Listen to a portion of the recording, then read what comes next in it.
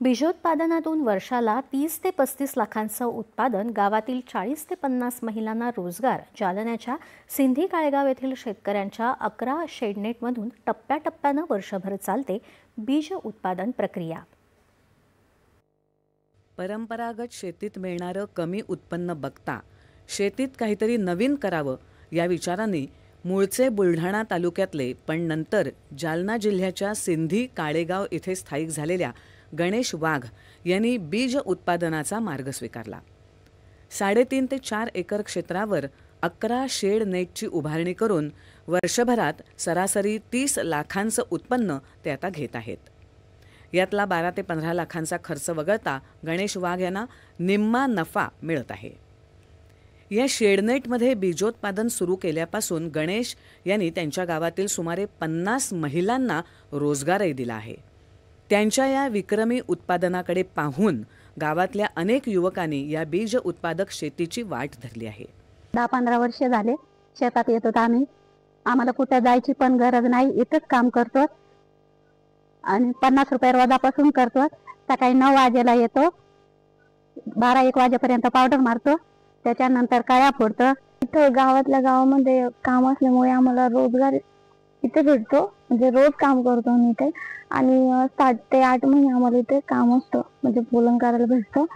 प्रगतिशील शेतकरी गणेश वाघ यांच्या शेतात मिरची, सिमला मिरची आणि टोमॅटोचं अधिक बीज उत्पादन केलं जातं. वर्षभर टप्प्याटप्प्यानं जवळपास 13 प्रकारच्या पिकांचं बीज उत्पादनाची प्रक्रिया चालते. खर्चाच्या तुलनेत उत्पन्न दुपटीने वाढत असल्यानं त्यांची बीजोत्पादन शेती आर्थिकदृष्ट्या फायदेशीर ठरली आहे. या उत्पन्नाच्या जोरावर गणेश वाघ यांनी त्यांच्या 3 मुलांना उच्च शिक्षण दिलं आहे. शेतातच त्यांनी 1 कोटी रुपये खर्चून टोले जंग बंगला बांधलाय. शेतीशी नाळ घट्ट असल्यामुळे गणेश वाघ, त्यांच्या पत्नी आणि 3 सुना या महिलांसोबत खांद्याला खांदा लावून आजही काम करतात. सुट्टीच्या आणि फावल्या वेळात 3 मुलं देखील शेती कामात अग्रेसर असतात. आमची शेडनेट करतो आम्ही. महिलांना पावडर 9 वाजता येते आमच्या शेतात. ते पावडर देते, पावडर दिल्यानंतर दोरा देते, मग काम करून घेते मी, त्याला चहा पाणी देते, बीज तयार करतो आम्ही, कंपनीला देतो. गावातले 50 महिला काम करते, त्याच्याकडून काम करून घेते मी.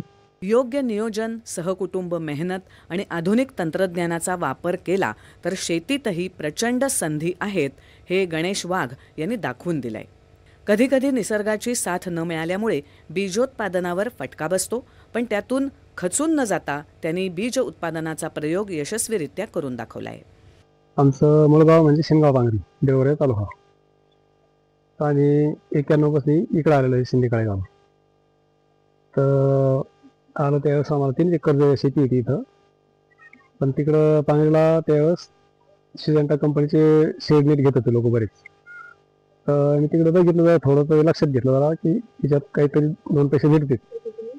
नंतर आम्ही इकडं सुरू केला व्यवसाय 2002 मध्ये.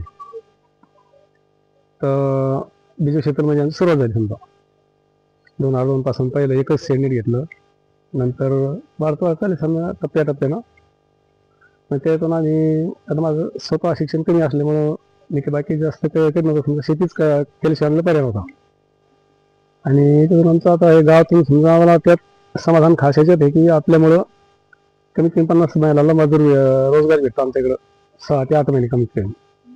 गणेश वाघ यांची शेतीमध्ये काम करण्याची जिद्द आणि प्रयोगशीलता इतरही शेतकरी बंधूंनी अनुकरण करावं अशीच आहे.